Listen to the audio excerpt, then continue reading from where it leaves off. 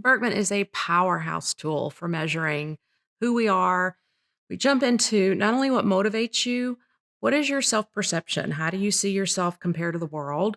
How do you see others? Which is really important because if you just see yourself and you don't understand how the rest of the world works, then you're missing really a ton of everything from emotional intelligence to um, self perspective with other people.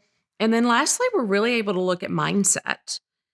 When I think about why the Berkman, for me, is the premier tool, we're looking at 77 different points of behavior that we can then take and combine for an entire group of people. I mean, I can run hundreds of people in one report to tell you how is your team operating? How are you operating as leader within that team?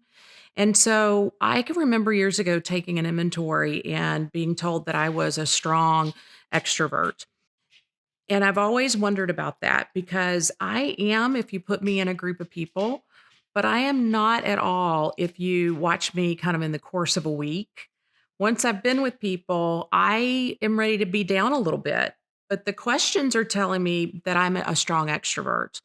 And when I started working with the Berkman, what struck me about the Berkman is I can use it in so many different ways, but I can also use it to find out where I may be missing something completely, and that's mindset. And I don't think you get to self awareness if you don't get to mindset.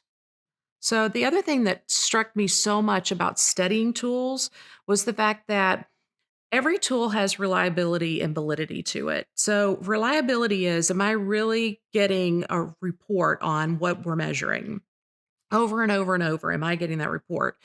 And then we also want to know, are you getting what you say you're getting? So, like with the Myers Briggs, which is a fabulous tool for what it does, it's a 4 point scale. Yeah, if you put me in a group, I'm going to be more extroverted. If you ask me how I get my energy, definitely more of an ambivert. But with Berkman, I'm going to be able to tell you very clearly how are you when you're presenting yourself to somebody?